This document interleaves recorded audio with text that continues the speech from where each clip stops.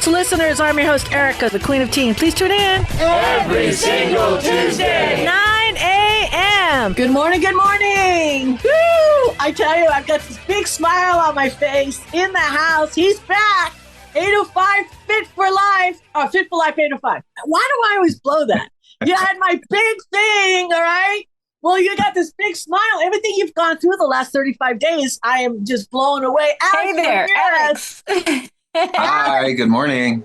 Hey, talk to me. What? Okay, before we get there, we got Don Sanders in the house. We got Christine Marie in the house, a view from the deck. She's got her card. She's showing me her card. She said, oh my God, he needs a card. Dominique Hackett is here. All right. I've been following you. You know, I've been hearting everything. I got it. All right, what happened? What happened? To make a long story short, I ruptured my Achilles playing pickleball. Oh, yeah. So it's the Kobe Bryant injury. You remember that? Yes. Yeah. However long ago that was. Yeah. It's been a while, but that same injury that he suffered, hit his 2 free throws. I was going to say, did you hit your free throws after you ruptured your? I know. I was going to say, did you make the point? Did you make the point? That's all that matters. Oh man, we were practicing. It was drills. We were running drills, and I was doing well. I was getting good, and felt a pop. And interestingly enough, I thought I could walk it off and be like, "Oh, this is nothing."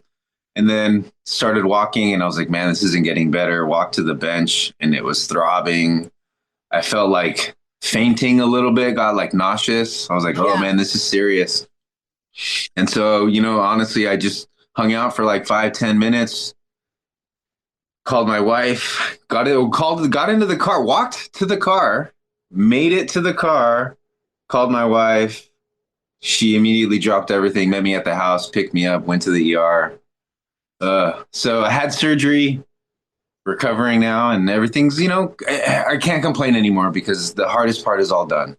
It's all done, and I'm feeling better, starting to walk around a little bit, but I still have the crutches. So it's been quite the adjustment. So, teens that are out there, athletes, this is just like an absolute emotional and mental, especially guy train wreck, especially if you're, right now, a lot of sports are in their postseason. And it's just a mental. I always look at it like this. It's you'll get so much strength out of it. The mindset. Okay, you're not going to not play pickleball anymore. You know what I'm saying? You're going to get back on the court.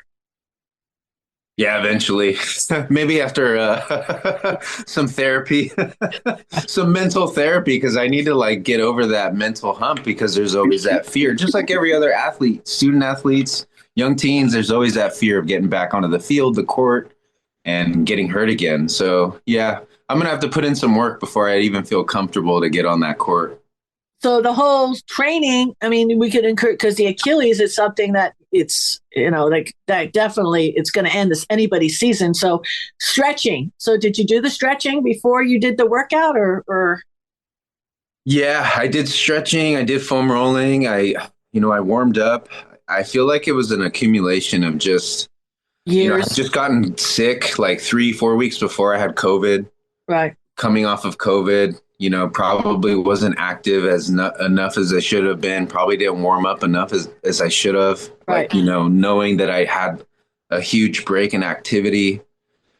Maybe the shoes weren't right. The shoes kind of felt a little uncomfortable. Yeah, I think it was a perfect storm for whatever reason. Everything happens for a reason, and so let's do this. What it is. I'm trying not to look back on it too much and try to just focus on the forward movement and try to heal as quick as I can. Let Christine Marie pull a card for you. How about that? We got 2 minutes. Please, because I've been looking for the lesson in all this. Okay, I'm still searching. Tell me when to stop shuffling.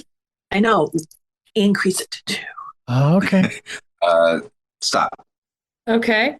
Now, do you want me to pick from the top, the bottom, or the middle? Middle. Okay. From the bottom of the top or the top of the bottom? Bottom. The top of the bottom? Yes. Okay. Well, funnily enough, this is a really powerful card, actually. You got the Tower. Whoa. Look at that little lightning bolt. And the Wow. Tower is a card of change. It's change that you've known has needed to happen for a long time, but you haven't known quite how to change it. And your ego has been like, no, everything's fine. We'll just keep it all the same. And so what happens when I think of the Tower is that it's like our higher self works in conjunction with the world around us to help us make that change that needs to happen in a way that our ego or our personality doesn't really like. Right. But that's the understanding of, so it's just like you're supposed to be letting go of something. It's like, so in order to let go, you like, so the universe is, and your higher self is helping you let go and understand that that gesture of letting go is the same gesture as opening to receive. So it would appear to me that the cards are saying essentially, something that you've known has needed to change and that you've needed to let go of, you've now been forced to let go. And then now it feels to me like there's some time for you to like just super slow down. Obviously you've been stopped in your tracks. You've been, what do you call that? Hobbled, right? You've been stopped in your tracks. So it's time for you to like actually receive that, like to receive information. Yeah. Appropriate. That whole theme is gonna be the whole show today. Dominique, talk to me. We've got to do a setup. What's the show setup for today? Oh my gosh, I'm going to talk about online personas, and Sky is talking about cracking the code on our nervous system, and Emily's talking about transforming your story, transforming your tale, and Dawn's got magic for us. Dawn, what are you going to talk about? That tough times never last, strong people do. See, there you go. There you go. All right, let's fill up our coffee. All right, we're going to be back with a lot more right after these messages.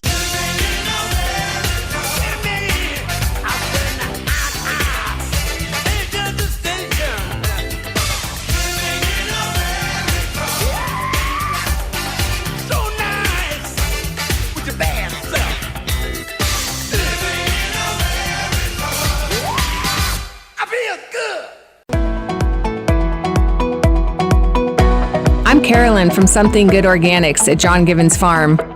Are you concerned about food safety? Our organic farming methods prioritize your health and our planet's sustainability over big agribusiness. Support local, sustainable farming and join our CSA, Community Supported Agriculture Program, today at somethinggoodorganics.com. Experience unmatched quality and the freedom to choose what you eat. Join us in reclaiming food sovereignty and revolutionizing food production. Sign up for your veggie box and be part of the movement towards a healthier, sustainable future. Visit somethinggoodorganics.com. Somethinggoodorganics.com. Thanks to Teen Sports Radio and sbwellness.org for their support of our national food freedom movement.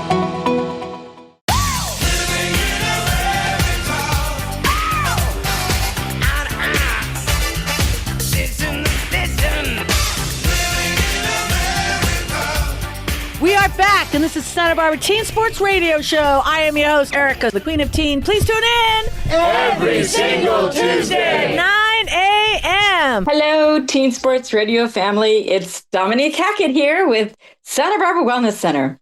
And today I'm going to talk about teens, your online persona, how to play smart and stay real. So, all right, Teen Sports Radio family, let's talk about something that's just as important as your game day mindset, your online persona. Yep, that's the highlight reel that you've got going on social media. Turns out it's like a permanent digital scoreboard, except instead of points, you're racking up screenshots. Future college recruiters checking it out, maybe your grandparents. So instead of points, you're racking up those screenshot stories. So let's make sure we're playing this game in the smart way. Your social media is basically your digital tattoo. Imagine getting a giant tattoo across your forehead that says, I thought the ice bucket challenge was cool, so I poured a smoothie on my head. Right? Yeah, no. You wouldn't want that out there forever. No, exactly. But that's what happens when you post stuff impulsively. Your online footprint doesn't just fade away, it sticks around like your coach after practice when you think you're finally done running all those sprints. Well, rule number 1, the future you will thank you. Listen, your social media is your digital resume. Even if you're not job hunting yet, colleges check it out. Coaches check it out. Even your future boss might be scrolling through it. If someone Googled you right now, what would you be most proud that they would see, right? Because here's the deal. If you wouldn't want your grandma or your coach or your future you seeing it, don't post it. And I know you're thinking, but I'll just delete it later. My friend, let me introduce you to screenshots. The internet never forgets. But your scholarship opportunities might want you to, right? So, if you don't want your recruiter looking at your highlight reels and stumble upon that one time you tried to microwave a fork, keep it smart and keep it clean. Rule number 2, stop letting the likes define you. I know you've heard it. I get it. You post something and you're waiting for the likes. And when they don't roll in or they don't roll in fast enough, you start sort of spiraling like failed free throws, right? So here's the truth. Likes don't measure your worth. You know what does? Your work ethic, your character, your ability to absolutely crush it in your sport and in life. The best athletes in the world aren't out there posting every second of their life. They're too busy being great. So instead of worrying about the likes, focus on getting those real life wins, right? Rule number 3, privacy is power. Protect it. Look, you wouldn't want to walk up to a random stranger on the street and yell out your home address or your school schedule or your deepest thoughts about pineapple pizza. So why would you do it online? Be smart about what you share and who you let in. Your life is not an open book test. Look at those privacy settings, figure them out, and keep the personal stuff off the grid. And remember, mysterious is way cooler than oversharing. Rule number 4, use social media as a tool and not a trap. Social media can either help you or hijack your brain. You can use it to learn, connect, build something awesome, or you can scroll yourself into an emotional breakdown at 2 a.m. because someone you don't even know didn't like your post. If you're constantly comparing yourself to people online, take a step back. Half the stuff you see there is filtered, edited, straight up fake. The best moments in life aren't staged. They happen when you're too busy living to take a picture. Rule number 5, live more, post less. Picture this. You've just won the biggest game of the season. The crowd is going wild. Woo! Your team is celebrating. And do you A, soak in the moment and feel the adrenaline and celebrate with your people? Or B, whip out your phone and post a story that will disappear in 24 hours, right? Hint, it's always A. A, your best memories aren't in your camera roll. They're your real life. So be real, be wise, and be you. All right, here's the game plan. Post with a purpose. Protect your privacy. Live more, stress less. Social media isn't your real life. It's just a highlight reel. The real magic happens off screen. So be smart, be real, and above all, be the version of that future you would be proud of, right? The version of you that your future you will be proud of. So now go hit the gym, ace that test, and maybe even put your phone down for a bit. You got this.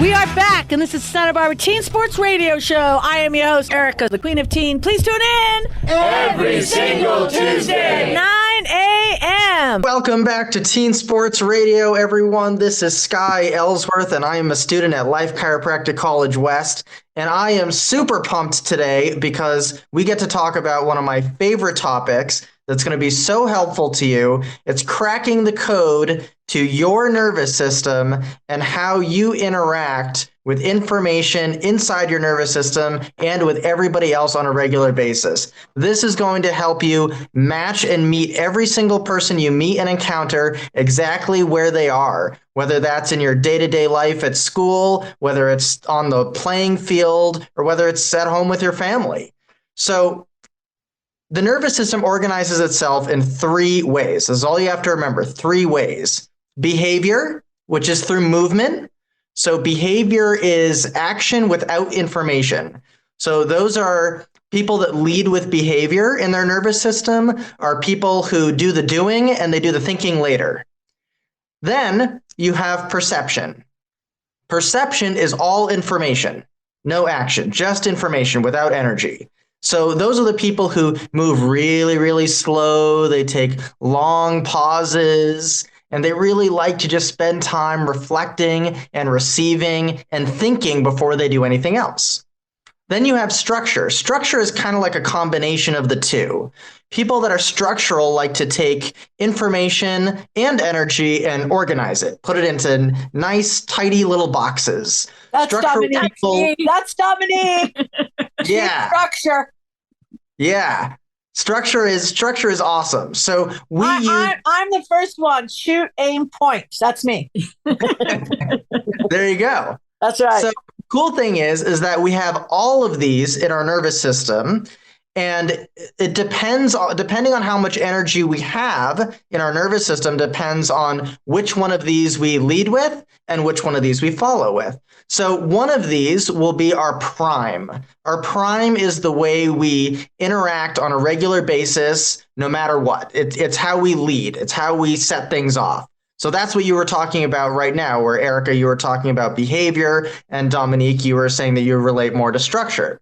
Then we have something called our keystone. So your keystone is how you've been conditioned, how your nervous system has been conditioned to interact with information.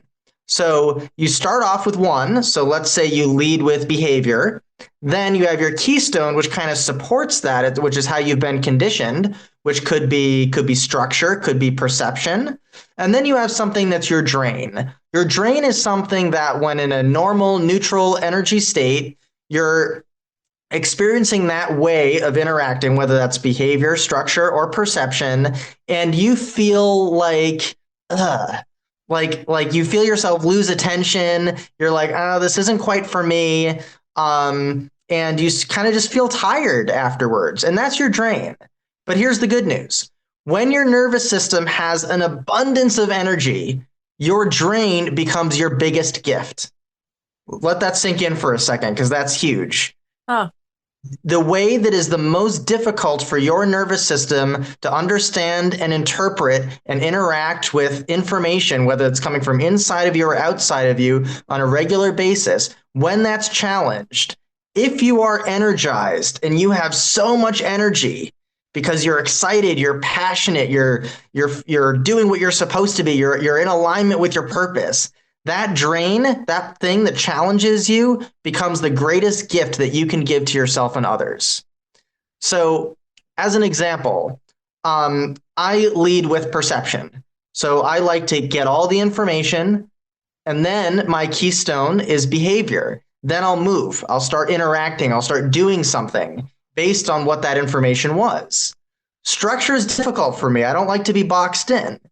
But when I'm energy rich, put me in a room and I will organize the crap out of it. I will put boxes here and there. I'll organize things by color because that's the greatest gift I can give because I'm energized. So every single one of you has a combination of these three things that help you interact with other people in the world. And it's the way that your nervous systems have been conditioned since birth to organize information. And you will have this system of organization for the rest of your life. The people that you love to hang out with, your best friends, the people that you're closest to, probably have the same triad that you do. They probably organize information the same way, the same prime, the same keystone, and the same drain. So take Erica as an example. Because she's different than you. Yeah. Just slightly.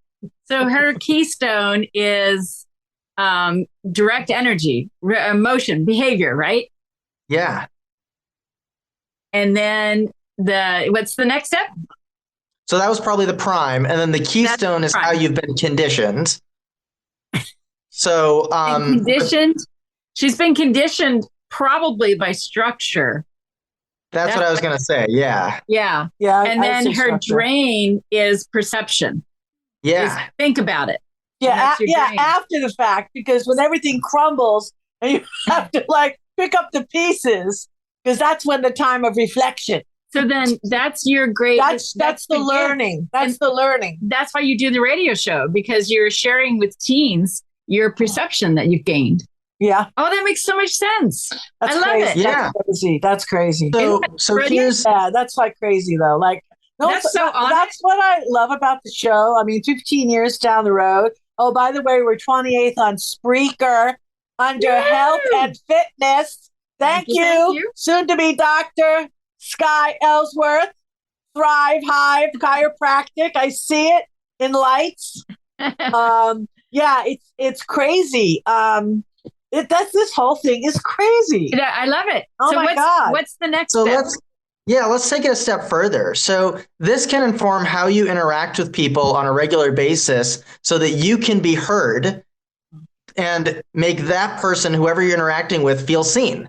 And this is with your family, with your friends, your teammates, right? This is huge for team building.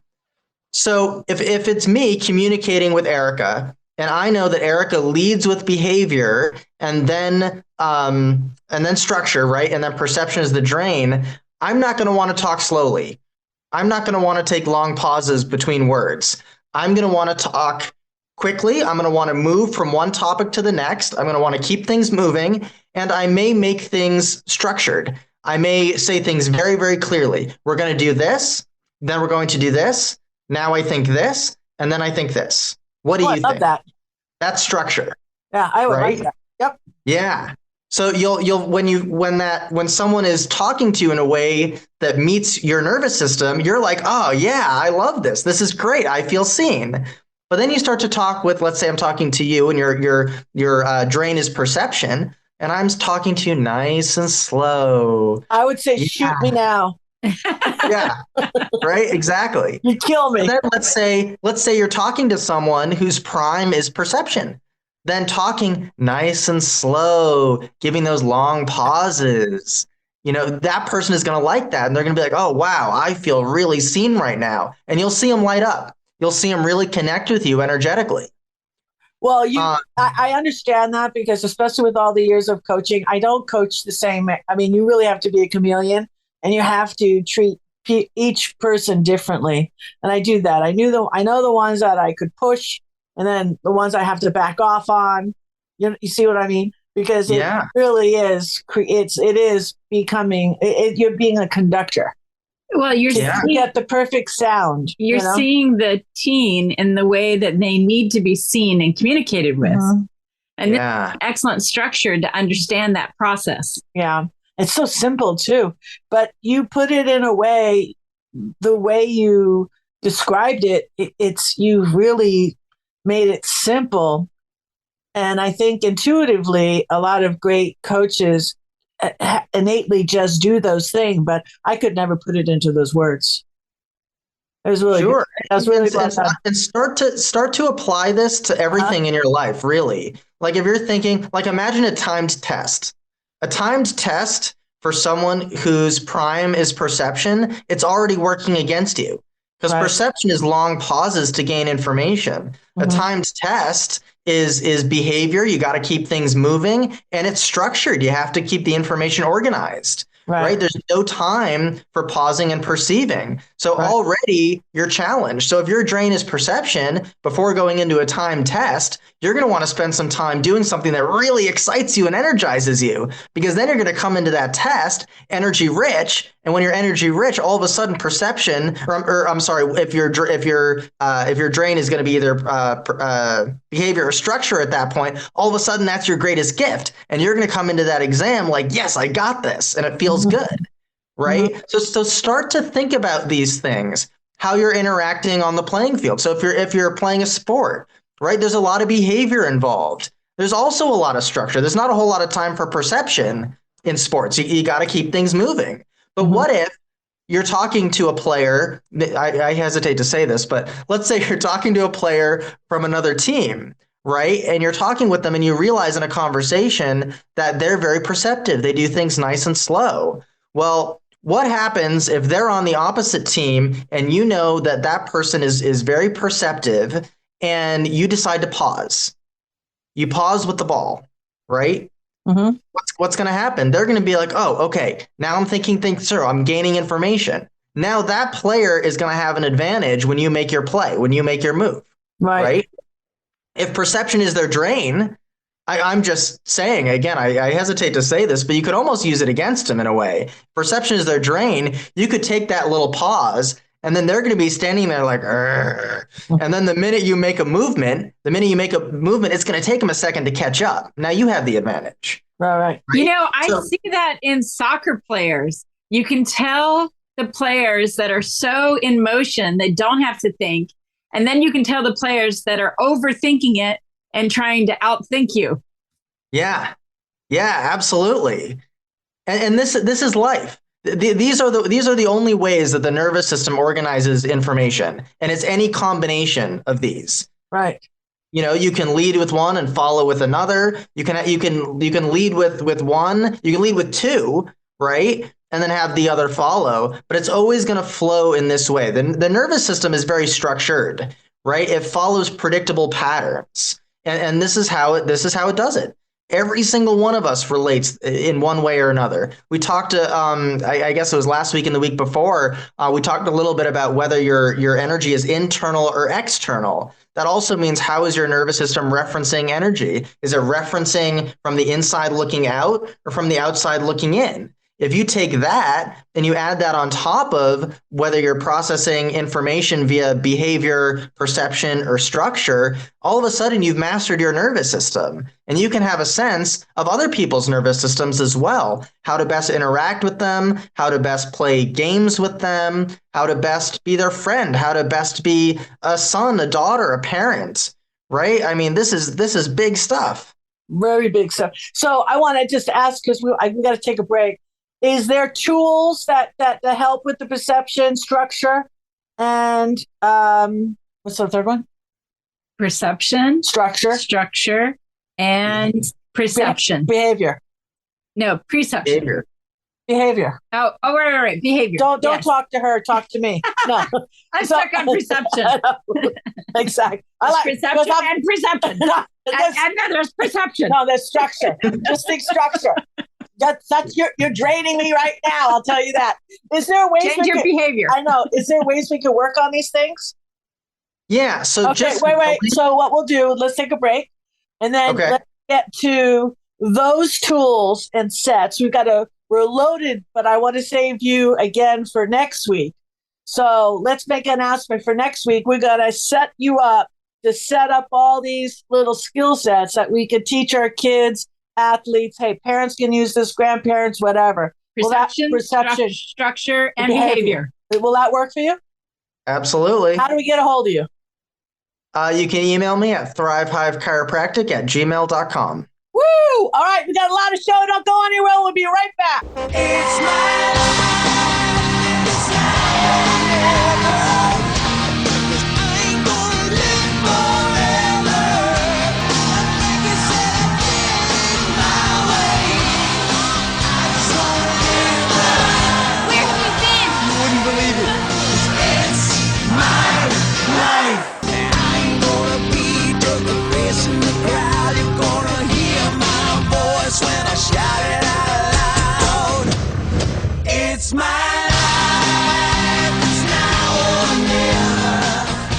back, and this is Santa Barbara Teen Sports Radio Show. I am your host, Erica, the Queen of Teen. Please tune in Every single Tuesday. 9 a.m. Hi, teens. This is Emily the Songbird with another episode of Teen Tones entitled Transforming Your Tale.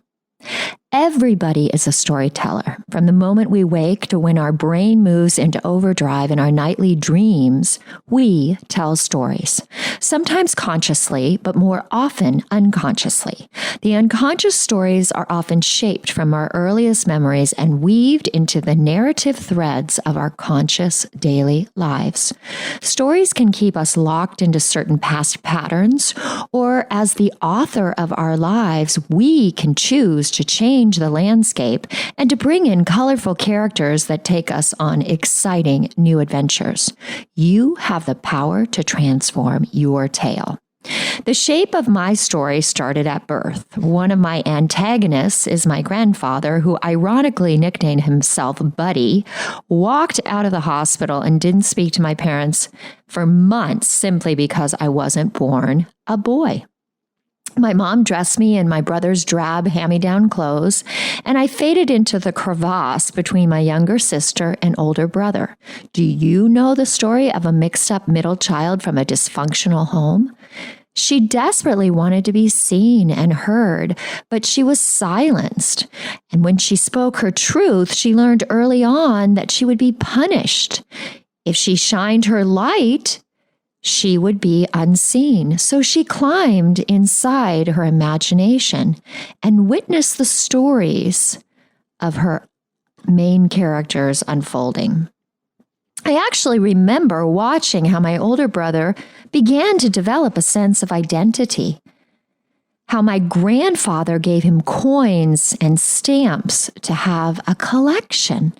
I also remember him starting to play Dungeons and Dragons. I was so curious to see not only how he was doing this, but the kind of attention he was receiving from the outer world as he began to create preferences and gather things that represented him. I didn't really have a clue what I was good at, but from the first time my dad played music from Motown, my body couldn't help but move. One of my all-time favorite songs was Joy to the World by Three Dog Night.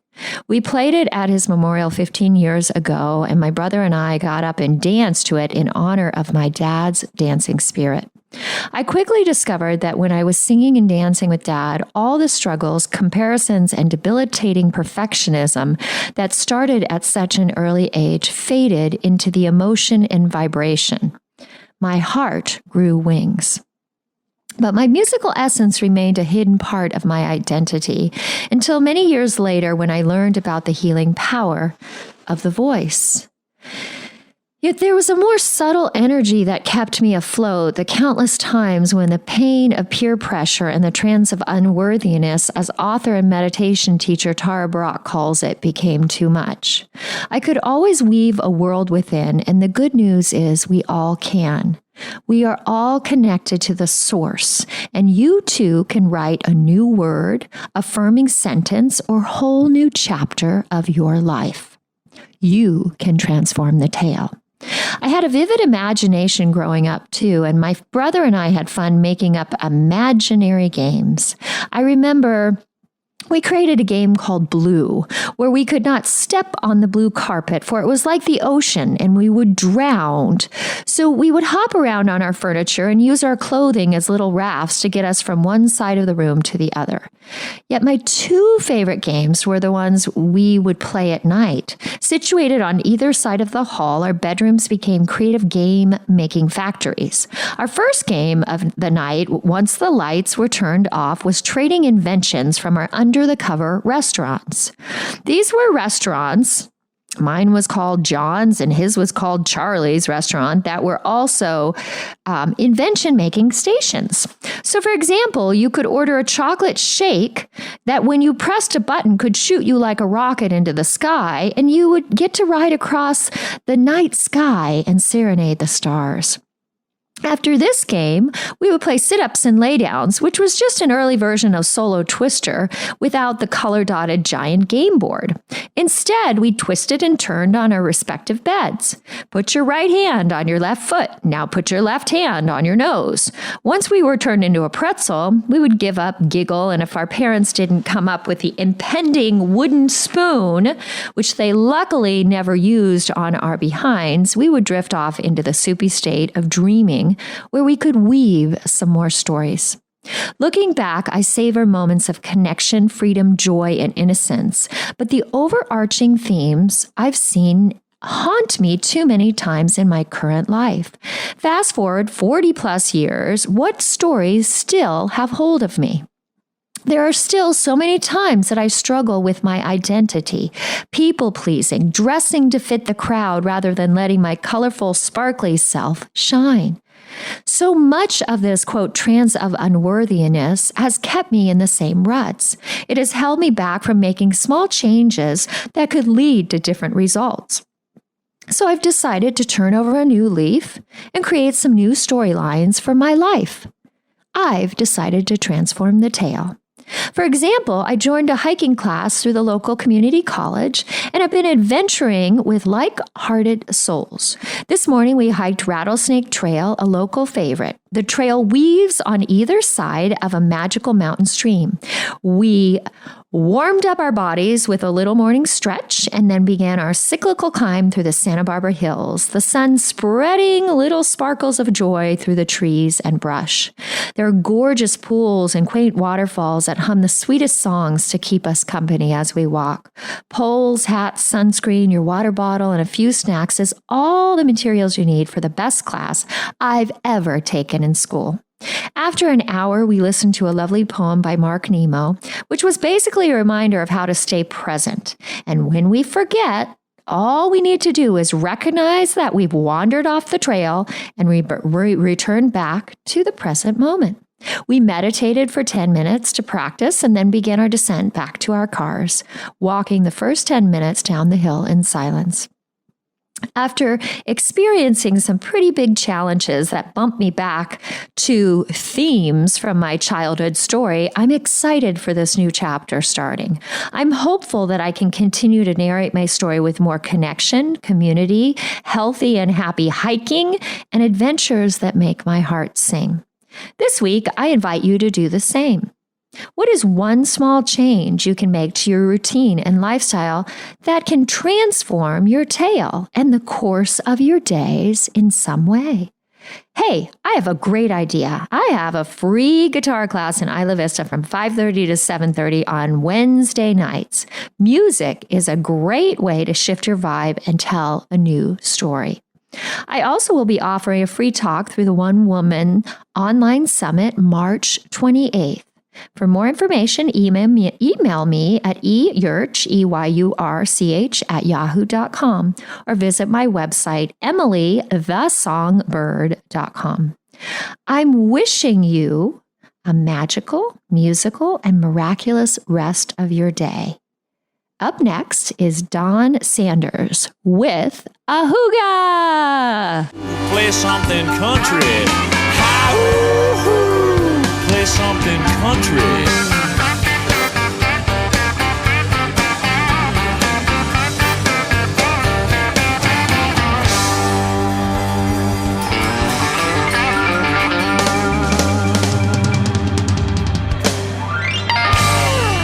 Hello, I'm Dominique Hackett with Santa Barbara Wellness Center. Santa Barbara Wellness Center facilitates health, wellness, educational programs for our Santa Barbara community. Our mission is dedicated to supporting healthy bodies, minds, and hearts through healthy eating and active living, and thereby assist in the prevention of obesity in our community. We scholarship various sports camps and provide an umbrella for local programs. Santa Barbara Wellness Center is a proud sponsor of Teen Sports Radio. We need your help. Please visit and donate today. sbwellness.org. Play something country. Hi-hoo-hoo. Oh, play something country. Crank up the band, play the steel guitar. Hank it up a little, let's rock this bar. Threw back a shot, yelled, I'm a George Strait junkie. Hi-hoo-hoo. Play something country. Hi-ooh, all play something country. We are back, and this is Santa Barbara Teen Sports Radio Show. I am your host, Erica, the Queen of Teen. Please tune in Every single Tuesday. 9 a.m. For Teen Sports Radio, I'm Don Sanders, donsmassageohio.com, 805-236-2684. Here to bring you a hygge, a Scandinavian term for a comfy, cozy feeling like receiving a hug without actually receiving the physical hug. And my hygges, as you've heard, if you've listened in, tend to be on the bracing side. So, my latest inspiration, last week I got to go hear the famous South African singing group, Ladysmith Black Mambazo, who came to Ventura. And they have been opera generations. It has the dads, the sons, and the grandkids. And they are celebrating 31 years of democracy now in South Africa. And they sang a song that's a twist on something I've always heard, but I'll try to sort of emulate how they sounded. Tough times never last. Strong people do. And so they all do that in the chorus. There's like 10 guys. And they're kind of athletic because they come from a Zulu tradition, and there's, high kicks and amazing noises, little accents, and so I found that really encouraging. I have a morning and evening practice, that for 41 years of chanting Nam Myoho Renge Kyo, which centers me and helps me switch from, I have an anxious, nervous part of me that runs out. My mom used to say, "Don't get too far ahead of yourself." And I'll have an anxious part that'll just, run to the edges like, and then my practices I've learned over the years to pull me back and settle me. Then I realized you've gotten through a lot of stuff before. You're going to get through this. So I want to hear from the rest of the folks here. What how does this strike you? Give me an example of something like this in your life. Oh, besides the obvious on mine, the injury has been the real toughest part I've ever gone through. It's the hardest and the most severe injury I've gone through. And so it's the tough times aren't going to last. For you kids at home, if you've gone through an injury, the hardest part is in the beginning when you don't know what's going on. You don't know the timeline. You're in the dark, waiting for the doctors, waiting for the results of everything. And it's just, being in limbo for a bit is rough. And then once you have a game plan, once you understand what's ahead of you and actually how long it's going to take, there's a little depression that sets in, and then, you kind of come out of it. But gosh, that was a rough patch. There was like 3 weeks where I was just like, ugh. I was depressed, I guess you could say. It was really sad. Christine. Yes. What comes to mind for me is that for whatever reason it is in this world, we tend to learn through the difficult times. They give us the most reward, in a sense, that these difficult things. When it's all easy street, we tend to just keep going along, but it's the difficult things. And so I love that idea of, what say it again, Don, difficult times never last, strong people do, right? Tough times never last, strong people do. So strong, and I think that tough times actually make strong people stronger in different ways, right? Maybe we need to be like, maybe Alex, maybe it's not about you being physically strong anymore, but maybe there's a shift. Maybe there's a psychological, emotional, mental strength that you're needing to cultivate right now. Who knows? But there's a strength, that we each have that the difficult times really bring us to face with, right? Absolutely. Look for the light, Alex. That's what I've always had to do when I've gotten knocked down. Most of the times I get knocked down, it's in the back of the head. And then, I'm shaking my head and I'm looking up, and I don't look at the door that knocked me in the head. I look for the window. Okay? Yeah, just find the window. You'll catch it. You'll catch it. Dominique. Go ahead, Don. Can I say real quick for the teen athletes, you're doing a double thing. You're conditioning your life for what you're, for these ups and downs, as well as trying to figure out what you're going to do in your life path, because not everybody's going to be a professional athlete. That's true. But listen, I hope you enjoyed today's show. It was a lot. We packed in a lot. All right. So hug it out this week, Santa Barbara. We love you. Thank you again for all the support. KCSB, thank you. The station that talks about Santa Barbara. See you next week. I'm unstoppable. I'm a pusher with no brakes. I'm invincible. Yeah, I will never